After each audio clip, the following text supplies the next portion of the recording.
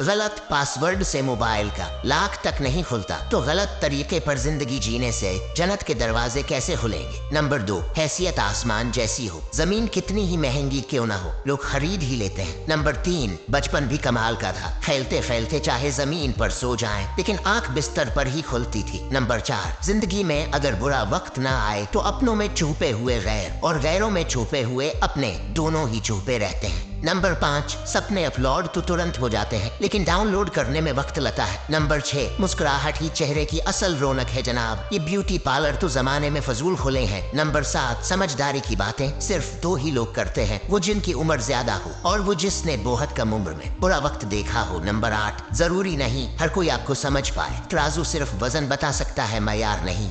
Number 8, लोग चाय की थैलियों की तरह होते हैं जिन्हें खोलते हुए पानी में डाले बगैर पता नहीं चलता कि उनका असल रंग किया है। अगर आप इन बातों से एग्री करते हैं तो कमेंट में यस जरूर लिखें और मुझे फॉलो करके अपना दोस्त बना लें, हमेशा सही राह दिखाऊंगा।